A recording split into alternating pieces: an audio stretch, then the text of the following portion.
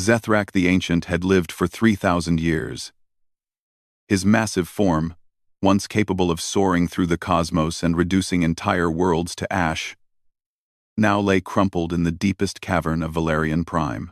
The Elder Dragon's crystalline scales, which had once shimmered with the power of dying stars, were now dulled to the color of old blood. Each breath sent waves of agony through his chest where the quantum spear had pierced his heart. The Galactic Council's execution squad had done their work well. For crimes against 12 species and the destruction of the peaceful mining colony on Zarian VII, Zethrak had been sentenced to die slowly, alone, in the ancient punishment caves where dragons had been left to rot for millennia. The irony was not lost on him that he would die in the same place where his ancestors had perished at the hands of the very council he had defied. The spear's energy was designed to kill slowly, keeping its victim conscious and in constant pain as it drained their life force. It was a weapon created specifically for beings of immense power, ensuring they could not regenerate or escape their fate. Zethrak's mighty heart, which had pumped molten fire through his veins, now struggled to maintain even the weakest flame. He had accepted his death. After 3,000 years of conquest, of burning worlds and collecting treasures beyond imagination, perhaps this was justice. The faces of those he had killed flashed before his dimming eyes. The innocent farmers on Kepler Station, the children who had run screaming as his fire consumed their homes, the brave warriors who had fallen before his claws. He had told himself they were necessary sacrifices, that the strong had the right to take from the weak. Now, facing his own end, those justifications felt hollow. The cavern around him was vast, carved from living rock by ancient dragon claws. Phosphorescent crystals provided a dim, eerie light that cast dancing shadows on the walls.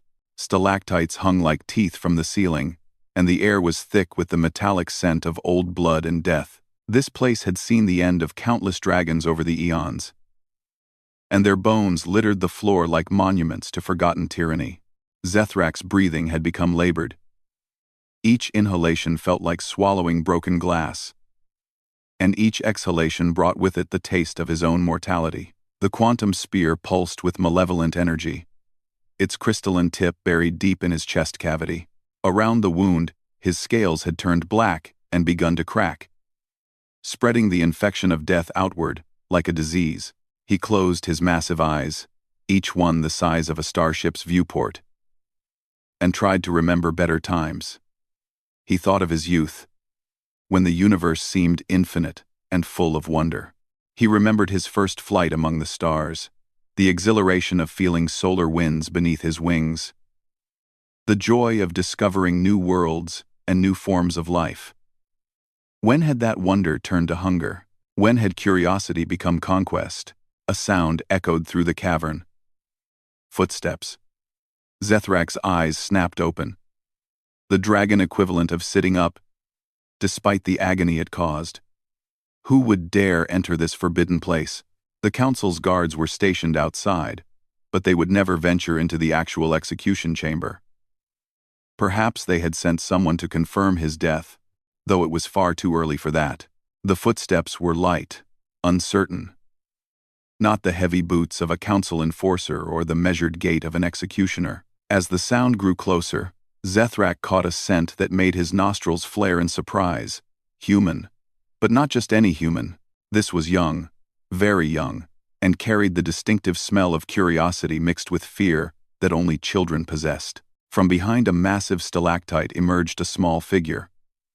A human boy, perhaps 10 years old by their species reckoning, with sandy brown hair and wide blue eyes that reflected the cavern's crystal light. He wore simple clothes, a gray tunic and brown pants that were too large for his small frame, suggesting he was from one of the refugee settlements that had sprung up around the spaceport. The child stopped when he saw Zethrak, his mouth falling open in awe and terror. The dragon was truly massive. His head alone was larger than most shuttlecraft, and even lying on his side, wounded and dying, he dominated the cavern like a mountain of scales and faded power. For a long moment, they stared at each other across the vast distance of the cavern floor. The boy's breathing was rapid with fear, but he did not run. Instead, he took a tentative step forward, then another. Zethrak watched in fascination as this tiny creature, no bigger than one of his claws, approached the most dangerous predator the galaxy had ever known. "You're hurt," the boy said, his voice echoing strangely in the vast space. His words were in standard Galactic, but spoken with the careful pronunciation of someone who had learned it as a second language. Zethrak tried to speak but found his voice had become a weak rasp. The quantum spear's poison was affecting even his vocal cords, once capable of roaring across star systems. He managed only a slight nod, which sent fresh waves of agony through his skull. The boy continued his approach, apparently taking the nod as permission to come closer. His small feet crunched on the bone fragments and crystal shards that carpeted the floor. As he drew near, Zethrak could see details that surprised him. This child showed no signs of wealth or privilege. His shoes were worn thin, and there was a thinness to his frame that spoke of frequent hunger. "My name is Marcus," the boy said when he was close enough that normal conversation was possible. "I'm sorry you're hurt. It looks really bad." Zethrak stared down at this impossible child. In all his 3,000 years, no being had ever approached him with simple compassion. Fear, yes. Hatred, certainly. Greed and the desire to claim his treasures, absolutely. But never genuine concern for his well-being. It was so unexpected that, for a moment, the dragon wondered if the quantum poison was causing hallucinations. Marcus looked around the cavern, taking in the bones and the crystals and the obvious signs that this was a place of death. "This is where they bring dragons to die, isn't it?" he asked with the blunt honesty that only children possessed. Again, Zethrak managed a small nod. Speaking still seemed beyond him. But this small human's presence was somehow comforting in a way he had never experienced. "That's not fair," Marcus said, and there was real anger in his young voice. "Nobody should have to die alone." The simple statement hit Zethrak like a physical blow. In all his years of conquest and destruction, he had made countless beings die alone, separated from their families, their loved ones, their homes. He had never considered the cruelty of solitary death, had never thought about the fear and loneliness his victims must have felt in their final moments. Marcus stepped closer still, now within reach of the dragon's massive claws. Any sudden movement from Zethrak could crush the boy instantly. But the child showed no fear of this possibility. Instead, he reached out one small hand toward the dragon's snout. "Is it okay if I touch you?" Marcus asked. "Sometimes, when I'm hurt, it helps when someone touches me gently." Zethrak's eyes widened in amazement. This child was asking permission to comfort him. No one in 3 millennia had ever asked what would make him feel better. The dragon lowered his great head slightly, bringing his snout within reach of those small fingers. Marcus's hand was warm against Zethrak's scales, which had grown cold as his life force drained away. The touch was gentle, careful, the way one might pet a wounded animal. The boy's palm barely covered one scale, but the contact sent an unexpected warmth through the dragon's body. Not the heat of his inner fire, but something else entirely. "You're so beautiful," Marcus whispered, his hand moving slowly across the intricate patterns of Zethrak's scales. "I've never seen a real dragon before. I've only seen pictures in the data archives. Beautiful." No one had ever called Zethrak beautiful. Terrifying, yes. Magnificent in a destructive way, certainly. But beautiful? The word seemed foreign when applied to him. Yet coming from this innocent child, it carried a sincerity that 3,000 years of flattery from treasure seekers had never possessed. "What's your name?" Marcus asked, settling himself cross-legged on the cavern floor, beside the dragon's massive head. Zethrak tried again to speak, and this time managed to force out a whisper that was barely audible. "Zethrak. That's a strong name," Marcus said with a smile. "It sounds like thunder."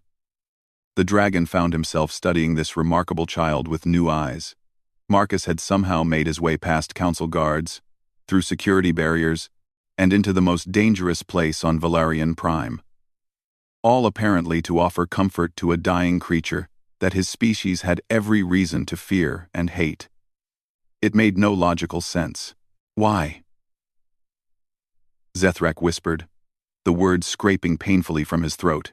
Marcus seemed to understand the question despite its brevity. Because you're alone and scared and hurting, and that's wrong. Everyone deserves to have someone with them when they're dying, even if they've done bad things. Even if they've done bad things. The boy somehow knew that Zethrak was here as punishment, yet still chose to offer comfort. It was a level of compassion that the ancient dragon had never encountered in all his travels across the galaxy. My mom died last year, Marcus continued, his hand still moving gently across Zethrak's scales. She got sick, and we couldn't afford the medicine, but I stayed with her until the end, so she wouldn't be alone. Nobody should have to face dying by themselves. The simple story hit Zethrak harder than any weapon ever had. This child, who had lost his own mother to poverty and preventable disease, was now offering the same comfort to a creature who had caused countless such deaths across the galaxy. The dragon felt something he had not experienced in millennia. Shame mixed with gratitude so profound, it made his chest ache beyond what the quantum spear was already causing. Marcus continued talking, his young voice filling the vast silence of the death cavern with stories of his life, his dreams, his fears.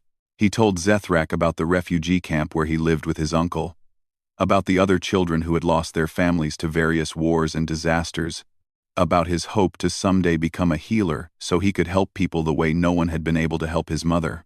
As the boy spoke, Zethrak found himself seeing the galaxy through completely different eyes. Every world he had burned had been full of beings like this child. Creatures capable of love, compassion, hope, and forgiveness. Even in the face of unimaginable loss, he had dismissed entire species as weak, never recognizing that their softness was actually a form of strength he had never possessed. The dragon's breathing grew more labored as the hours passed, but Marcus never left his side. The boy had somehow found blankets and food, suggesting he had planned this vigil carefully. He shared his meager meal with Zethrak, though the dragon's condition was far beyond what simple food could help. "Are you afraid?" Marcus asked as Zethrak's eyes began to dim further. The question required thought. Was he afraid? Zethrak had never feared anything in his 3,000 years of life. Death had always been something that happened to other beings, something he dealt out but never received. But now, facing the reality of his own ending, he found that yes, he was afraid. Not of the pain, which he had learned to endure, but of leaving the universe without having truly understood what it meant to be good. "Yes," he whispered. Marcus nodded as if this was perfectly normal and reasonable. "That's okay. Being scared when you're dying is normal. But you don't have to be scared of being alone, because I'm going to stay with you." And he did. 3 days passed in the depths of the cavern, and with each hour, Marcus proved to be unlike any being Zethrak had ever encountered. The boy had somehow managed to bring supplies, water, food, even small medical devices that he used to clean the infected area around the quantum spear's entry wound. His touch remained gentle, careful, never causing additional pain despite his lack of medical training. On the second day, Marcus had begun reading to the dragon from a small electronic tablet he carried. Stories of human heroes, tales of ordinary people doing extraordinary things, accounts of mercy triumphing over vengeance. Zethrak found himself captivated not just by the stories themselves, but by the way Marcus told them, his young voice full of wonder and hope. "This one's about a woman named Sarah Chen," Marcus said, settling into his usual position beside Zethrak's great head. "She was just a teacher on Earth, but when the Vagari invaded her city, she hid 300 children in the old subway tunnels and kept them safe for 6 months until the rescue ships arrived. She didn't have any weapons or training, but she saved all those kids anyway." Zethrak listened with growing amazement. These human stories were full of ordinary individuals choosing to risk everything for others, often for strangers they had never met. It was behavior that made no sense from a survival standpoint. Yet it seemed to define this species more than any other trait. "Why do humans do such things?" Zethrak whispered during a pause in the reading. His voice was growing weaker, but Marcus always leaned close to catch every word. The boy considered the question seriously. I think it's because we know what it's like to be scared, and hurt, and alone. When we see someone else feeling that way, we remember how much we wanted someone to help us. So we try to be the person we needed when we were in trouble. The answer was so simple, yet it revealed a philosophy that had guided an entire species to behavior that other races found baffling. Humans were not the strongest or the smartest or the most technologically advanced beings in the galaxy, but they possessed this strange ability to transform their own pain into compassion for others. You have never met me before, Zethrak observed. You know nothing of my life or my crimes, yet you stay. Marcus nodded, his hand still moving gently across the dragon's scales. That's what makes it matter. If you only help people you know, or people who are good, that's not really courage. Real courage is helping someone, even when you don't know if they deserve it. Because everyone deserves basic kindness when they're suffering. The concept was revolutionary to Zethrak's way of thinking. For 3,000 years, he had operated on the principle that strength earned the right to take whatever it wanted, that the weak existed to serve the strong. The idea that all beings deserved compassion simply by virtue of existing was foreign to everything he had believed. On the third day, the quantum spear's poison reached a critical stage. Zethrak's vision began to fade, and his magnificent voice was reduced to barely audible whispers. The ancient dragon could feel his consciousness starting to drift, preparing for the final journey that all living things must eventually take. Marcus seemed to sense the change. The boy had been dozing fitfully, but he woke immediately when Zethrak's breathing pattern altered. Are you going now? He asked quietly. Soon, Zethrak managed to whisper. The boy nodded and moved closer, pressing both his small hands against the dragon's snout. Then I want to tell you something important. I know you've done bad things, really bad things. Everyone on the station knows about the colonies you destroyed. But these 3 days with you haven't been bad. You've been kind and sad and afraid, just like anyone else who was dying. That part of you is real too. Zethrak felt something warm and wet on his scales, and realized the boy was crying. Not for himself, but for a dying dragon who had caused immense suffering throughout the galaxy. The compassion was so vast, so incomprehensible, that it made the dragon's ancient heart ache with something beyond physical pain. I forgive you, Marcus said simply. For all of it. I forgive you because my mom taught me that holding on to anger hurts the person who's angry more than anyone else, and because you're dying alone and scared, and that's punishment enough for anyone. The words hit Zethrak like a supernova. Forgiveness. In 3,000 years, no one had ever offered him forgiveness. He had never even considered that such a thing might be possible. The crimes he had committed were vast, the lives lost because of his actions numbered in the millions.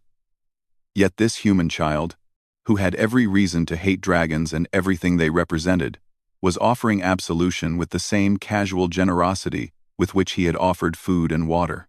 Something extraordinary began to happen within Zethrak's failing body. The warmth from Marcus's hands seemed to spread beyond the simple physical contact, reaching deep into the dragon's chest where the quantum spear continued its deadly work. For the first time since the weapon had pierced his heart, the constant agony began to lessen slightly. How? Zethrak whispered, not understanding what was happening to him. Marcus smiled, though tears still ran down his cheeks. I don't know. Maybe when you really forgive someone, and they really accept it, something changes. My mom used to say that love was the only force in the universe that could make things better instead of worse. Love. Another word that had never been applied to Zethrak in any positive context. Yet as he lay dying in the ancient execution cavern, he began to understand that this child's presence, his care, his willingness to sit with a monster during its final hours, was indeed a form of love. Not romantic love or familial love, but something even more profound. The love that one conscious being could feel for another, simply because they shared the experience of existing in a vast and often cruel universe. The dragon found himself thinking about all the beings he had killed.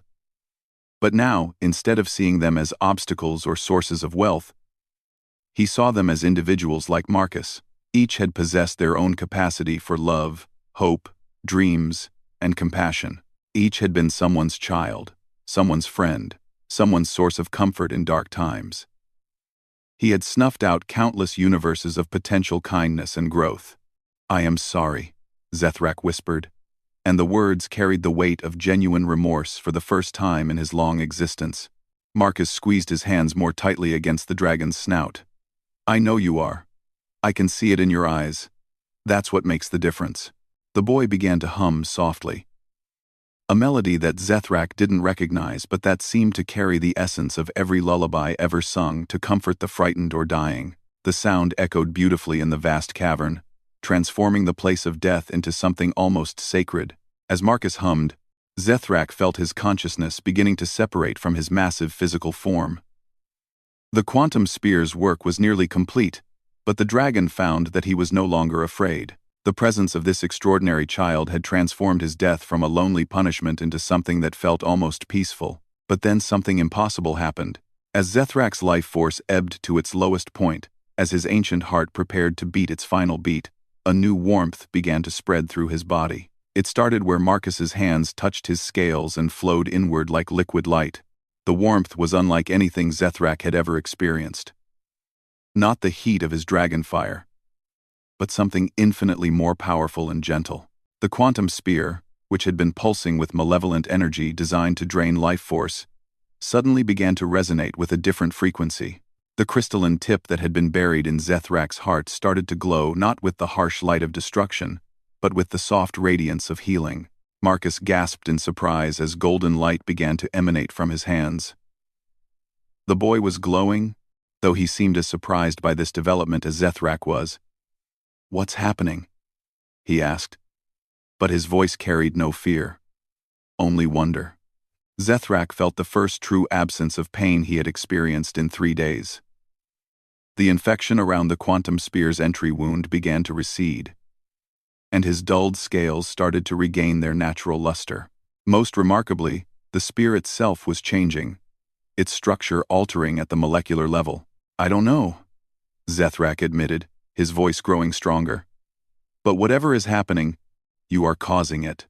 The transformation continued for several minutes, with Marcus serving as a conduit for forces that neither he nor the dragon understood. The golden light grew brighter, filling the entire cavern with warmth and banishing the shadows that had lurked in its corners for millennia.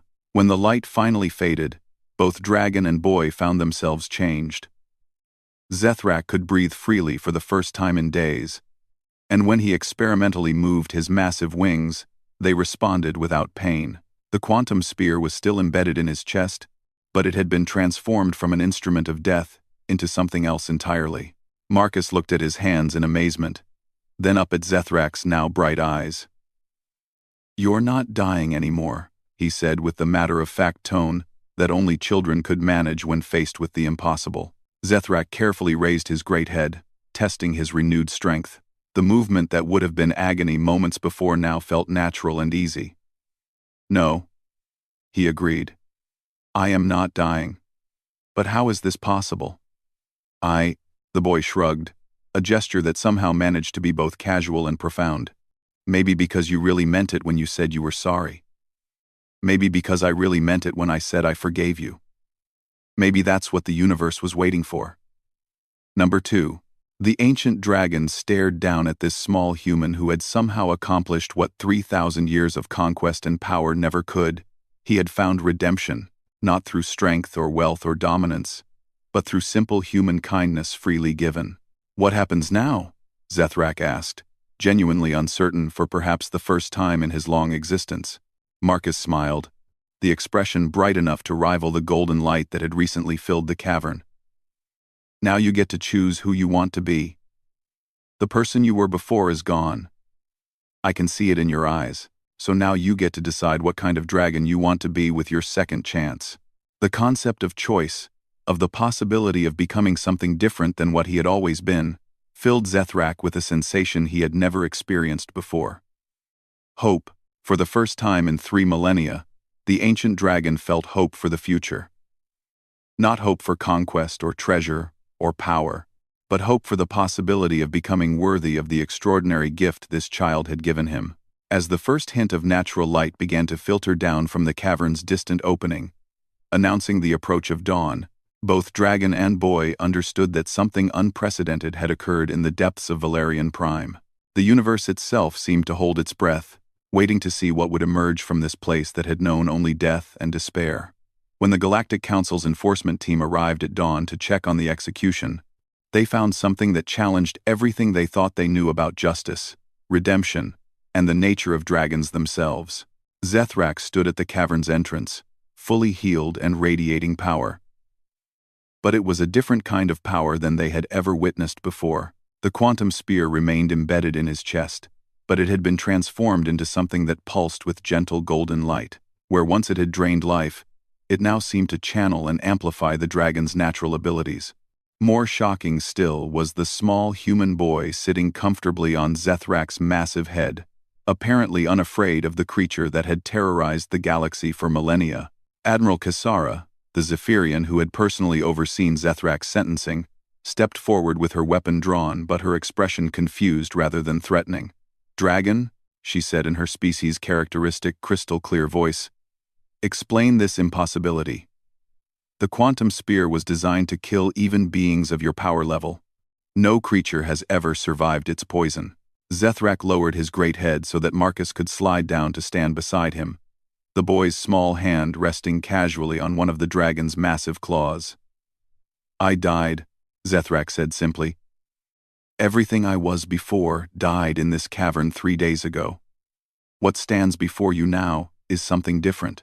The Admiral's antenna twitched in confusion, a sign of extreme agitation in her species. "You cannot simply declare yourself reborn and expect us to ignore your crimes. The massacre on Zirion the Seventh, alone, was unforgivable," Zethrak interrupted, his voice carrying a weight of genuine remorse that made several of the guards step back in surprise. "As were all my actions across 3,000 years, I do not ask you to forget or excuse any of it. I ask only for the chance to spend whatever time remains to me trying to undo some small portion of the harm I have caused." Marcus stepped forward, his young voice carrying clearly in the morning air. "He saved my life yesterday," the boy said. "There was a cave-in in the lower tunnels where we were staying. Zethrak used his fire to melt through the rocks so the rescue teams could reach the other kids who were trapped." This was news to the council team, but Admiral Kassara's communication device confirmed the boy's story.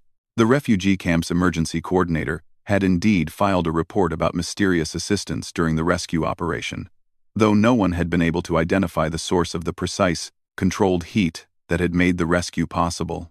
"One act does not balance against 3,000 years of destruction," Admiral Kassara said, though her voice carried less certainty than before. "No," Zethrak agreed. "Nothing I could do would balance that scale. But this child taught me something that I never understood before.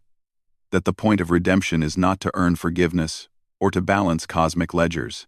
The point is to become worthy of the life you have been given, regardless of whether others acknowledge that worthiness." Marcus looked up at the dragon with pride, then back at the council representatives.